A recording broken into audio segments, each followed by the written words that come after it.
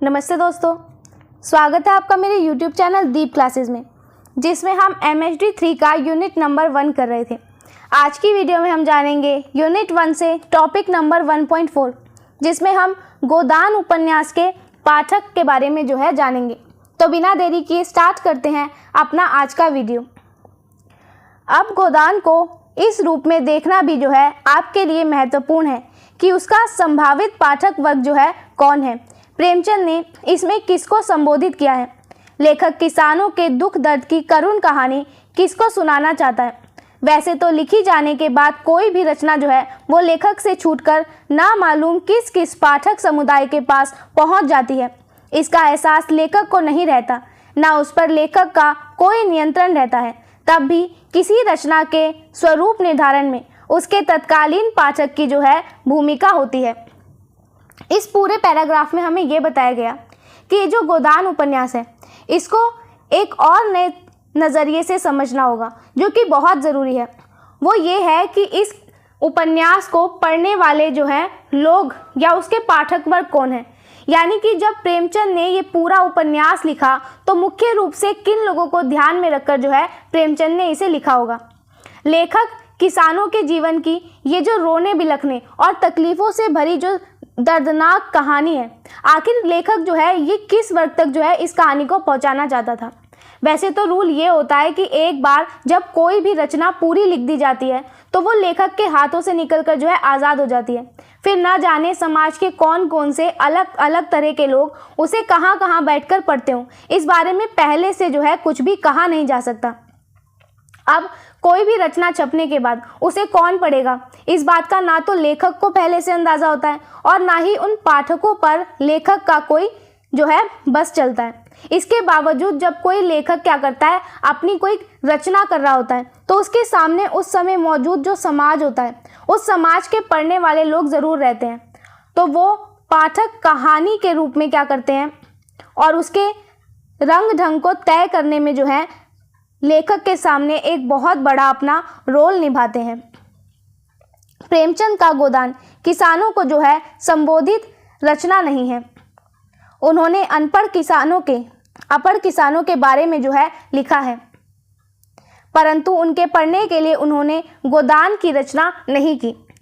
तो प्रेमचंद का ये जो उपन्यास है गोदान, ये सीधे तौर पर गांव के अनपढ़ और सीधे साधे किसानों को सुनाने के लिए लिखी गई कोई रचना नहीं थी।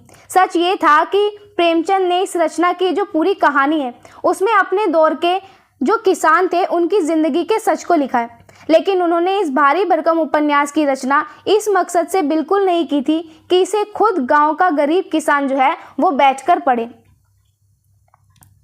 भले ही आज का किसान उसे पढ़कर अपने पूर्वजों के बारे में जान सकता है, इसी तरह उन्होंने जमींदारों, तालुकेदारों, अधिकारियों के लिए भी इसे नहीं लिखा था। अब ये जो उपन्यास है, इसको लेकर ये बात भी है कि आज के समय का कोई भी पढ़ा लिखा किसान अगर इस उपन्यास को पढ़ता है तो वो इसे पढ़कर ये साफ साफ जान सकता है कि उसके जो पूर्वज थे उन्होंने कैसी कठिन जिंदगी को जिया था। प्रेमचंद ने ये उपन्यास उन बड़े बड़े जमींदारों और जो तालुकेदार हैं, यानी कि इलाकों के मालिक या फिर रौबदार सरकारी अफसरों को खुश करने के लिए प्रेमचंद ने ये उपन्यास नहीं लिखा था। उनके हृदय परिवर्तन की आशा लेखक को नहीं है। यदि ऐसा होता तो गोदान की वर्तमान रूप सज्जा में बहुत परिवर्तन हो जाता। अब ये जो प्रेमचंद थे, इनको अच्छी तरीके से पता था कि इस दर्द को पढ़कर, इस उपन्यास में जो किसानों का दर्द है उसे पढ़कर ये जो जालिम और लालची जमींदार है, इनके दिल पर कोई भी परिवर्तन दिखाई नहीं देगा। अगर प्रेमचंद के मन में उन बड़े लोगों को सुधारने की ज़रा भी उम्मीद होती तो आज गोदान उपन्यास की जो कहानी है, इसका जो अंत है, इसका पूरा ही ढांचा हमें बिल्कुल अलग तरीके का दिखाई देता। दरअसल मध्य वर्ग के शिक्षित पाठकों को संबोधित रचना है। इस वर्ग को किसान जीवन के परिचित करवाना तथा उसे किसानों के पक्ष में रखना लेखक का उद्देश्य रहा है। अब यहाँ पे ये बताया गया, दरअसल क्या था ये जो उपन्यास है गोदान, ये उपन्यास शहर और समाज के बीच के दर्जे के जो पढ़े लिखे लोग हैं, उन पढ़े लिखे लोगों को जगाने के लिए लिखा गया था। लेखक का असली मकसद या असली उद्देश्य ये था कि शहर के आराम की ज़िंदगी जी रहा ये पढ़ा लिखा तबका क्या करे, ये गांव के किसानों की असली और कड़वी सच्चाई को जो है जान सके, ताकि वो मूक दर्द को जानकर क्या करे, ये पूरा वर्ग अंदर से हिले और मजबूरी में जी रहे इन गरीब किसानों की मदद के लिए जो है ये शहर का वर्ग, जो पढ़ा लिखा वर्ग है, वो खड़ा हो सके। इसे दोबारा समझो। प्रेमचंद ने जो उपन्यास लिखा उसके पीछे इनका मकसद ये था कि जो लोग शहर में आराम की ज़िंदगी जी रहे हैं उन्हें भी किसानों के दुख दर्द के बारे में पता चले और वो पढ़े लिखे शहर के जो लोग हैं वो इन किसानों के हक के लिए जो है लड़ सकें। इसीलिए उन्होंने अपने किसान पात्रों को इस रूप में चित्रित किया है जिससे पाठकों को यह महसूस हो सके कि किसान भी जो है वो आप हम जैसे ही मनुष्य हैं। तो इस वजह से क्या किया, प्रेमचंद ने अपने इस उपन्यास में ग्रामीण और जो देहाती पात्र हैं यानी कि जो किसान पात्र हैं इनका रूप और इनका स्वभाव हमारे सामने रखा, ताकि जब भी कोई इस रचना को पढ़े तो इस रचना को पढ़कर किसी भी शहरी या मध्यम वर्गीय पाठकों के दिल के भीतर ये एहसास पहुँचे कि जो गाँव के लोग हैं ये कोई पराये नहीं हैं, बल्कि ये बिल्कुल आपके और हमारे जैसे ही जो है इंसान हैं। उनमें भी हर्ष, शोक, ईर्ष्या, द्वेष, घृणा जैसे जो है मानवीय भाव विद्यमान है। किसान किसी विचित्र लोक का विचित्र प्राणी नहीं है, परंतु वह मध्य वर्ग के कुछ मामलों में थोड़ा सा अलग है। उनमें कुछ कमियां हैं तो कुछ अच्छाइयां भी। तो ये जो सीधे साधे किसान हैं, अगर हम इन्हें देखें तो इनके भीतर भी जो शहर के पढ़े लिखे लोग हैं उन्हीं की तरह खुशी, दुख, जलन, नफरत, ये सभी जो इंसानी जज्बात होते हैं ये शामिल होते हैं। तो एक किसान कोई किसी दूसरी अजीब दुनिया से नहीं आया, बल्कि वो भी इसी दुनिया का हिस्सा है जिस दुनिया के हिस्से ये शहर के लोग हैं। अपनी सादगी और गांव के माहौल के कारण ये किसान जो हैं ये शहर के तड़क भड़क वाले जो मध्यम वर्ग के लोग हैं इनसे कुछ बातों में अलग ज़रूर दिखाई देते हैं, लेकिन अगर हम इनके इंसानी स्वभाव को देखें तो वो बिल्कुल ही शहर के जैसे जो मध्यम वर्ग के लोग हैं उन्हीं के जैसे जो है इनके मानवीय स्वभाव भी हैं। इस तरह कहा जा सकता है कि प्रेमचंद का साहित्य शिक्षित मध्यम वर्ग को किसानों के पक्ष में करने के लिए जो है लिखा गया था। तो पूरी बात ये थी कि प्रेमचंद ने अपनी जितनी भी रचनाएं लिखी उसमें वो समाज के पढ़े लिखे मध्यम वर्ग के लोगों के लिए प्रेमचंद ने लिखा था। प्रेमचंद का मकसद ये था कि इन कहानियों को पढ़कर शहर के लोग गांव के गरीब किसानों की तकलीफ़ें जो थी उनको समझें और उन किसानों के भले के लिए जो है सोचना शुरू करें। उन्हें अपने गांव की कहानी पढ़े लिखे देहात से अनभिज्ञ पाठकों को जो है सुनानी है। अब ये जो लेखक थे लेखक को अपने ग्रामीण भारत और सीधे साधे गांव की सच्चाई जो थी वो उन लोगों तक पहुंचानी थी जो खुद तो पढ़े लिखे थे, लेकिन वो लोग गांव की असल ज़िंदगी और वहाँ के तौर तरीक़ों से जो है पूरी तरीके से बिल्कुल ही अनजान थे। इसमें एक तरफ तो यह ध्यान रखा गया कि पाठक के मानस पर गांव का नक्शा उतर आए जो ना इतना अपरिचित ही हो कि पाठक उससे जो है तादात्म्य ही ना कर पाए और ना ही इतना परिचित हो कि शहरी जीवन से अलग उसकी जो है कोई पहचान ही ना बन पाए। साथ ही यह नक्शा गांव के गतिशील यथार्थ के करीब भी हो। अब क्या था कि जब प्रेमचंद ने इस उपन्यास की कहानी बुनी तो कहानी बुनते समय प्रेमचंद के दिमाग में सबसे पहली बात ये थी कि जब भी कोई शहरी पाठक इस उपन्यास को पढ़े तो उसके मन की आंखों के सामने जो है एक सच्चे गांव का जो चित्र होता है वो साफ साफ दिखाई देने लगे। वो नज़ारा शहर के इंसान के लिए इतना अजनबी भी ना हो कि वो उसे समझ ही ना पाए। ऐसा होना चाहिए कि जो शहर का इंसान अगर इस उपन्यास को पढ़ रहा है तो वो इस उपन्यास से जो है लिंक कर सके। और वो गांव का रूप इतना साधारण भी नहीं होना चाहिए कि लोग जो शहर के लोग हैं वो गांव और शहर के जो चमक धमक होती है उनके बीच अंतर ही ना कर पाए। गांव का अपना एक अलग रंग, एक अलग माहौल होता है जो शहर की भागदौड़ वाली ज़िंदगी से बिल्कुल अलग जो है अपनी एक पहचान रखता है। तो अगर हम इस उपन्यास को देखें तो इसमें यह दिखाया गया कि गांव का वो चित्र पुरानी रूढ़ियों में थमा हुआ ना हो, बल्कि वो समय के साथ बदले और आगे बढ़ते हुए समाज के सच्चे और जीवंत रूप के जो है बिल्कुल पास होना चाहिए। तो इन सबको ध्यान में रखते हुए प्रेमचंद ने जो है इस उपन्यास की रचना की थी। आगे देखो,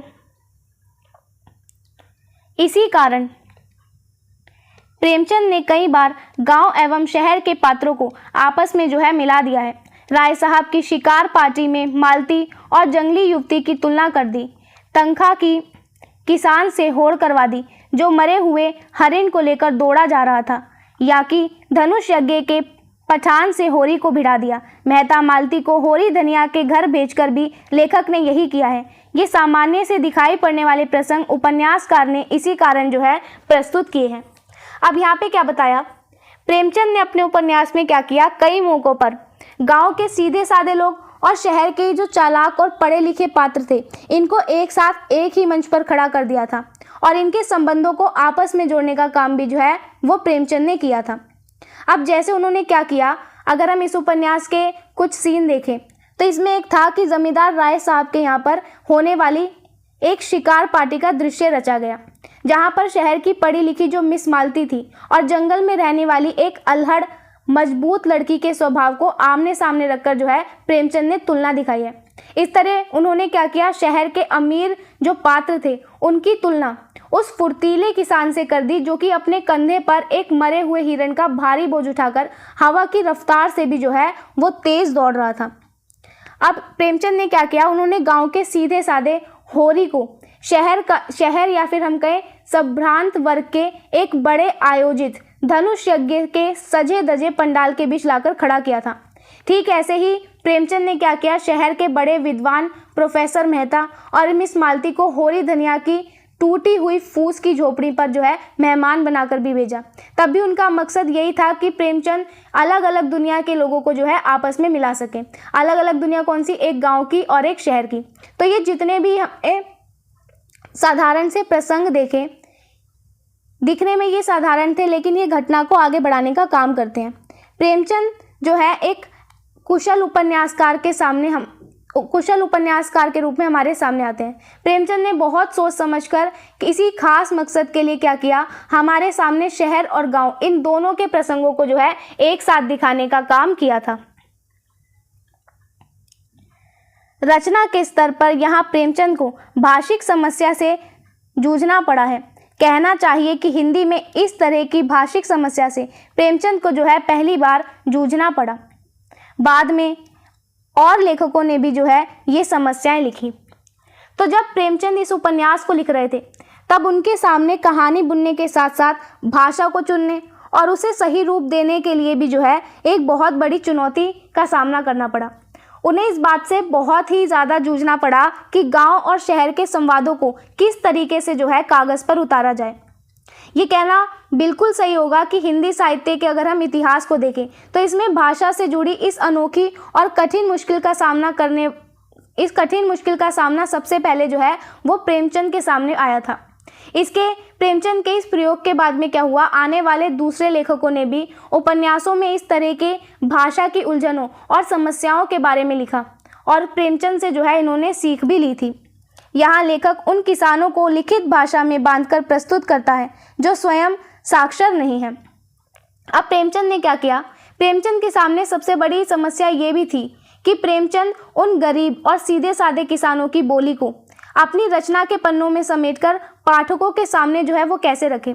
जो किसान असल जिंदगी में खुद कभी स्कूल नहीं गए, यानी कि जो पढ़ना लिखना तक नहीं जानते, एक अनपढ़ इंसान की स्वाभाविक बात को साहित्य की भाषा में ढालना जो है उनके लिए बहुत मुश्किल हो गया था। अनपढ़ किसानों की अभिव्यंजना के मूल भाव को बनाए रखते हुए उनकी भाषा को पठनीय बनाना प्रेमचंद के लिए बड़ी भारी चुनौती थी, जिसे प्रेमचंद ने बहुत कुशलतापूर्वक हल किया। इस दृष्टि से होरी की भाषा में जो है ज़बरदस्त अभिव्यंजना क्षमता विद्यमान है। तो ये जो बिना पढ़े लिखे लोग थे और ग्रामीणों के मन की बात थी, उनके कहने का अंदाज, उनकी भावनाओं में कोई बनावटीपन ना आए और वो वैसी ही पवित्र बनी रहे, तो इस तरीके की भाषा में लिखना जो है प्रेमचंद के सामने एक चुनौती थी। वो भाषा इतनी सरल और रोचक हो कि उसे शहर का कोई भी पाठक आसानी से और मज़े से पढ़ सके, ऐसी भाषा चाहिए थी प्रेमचंद को। इन दोनों बातों को एक साथ संभालना जो है प्रेमचंद के सामने एक बड़ी समस्या बनकर आया।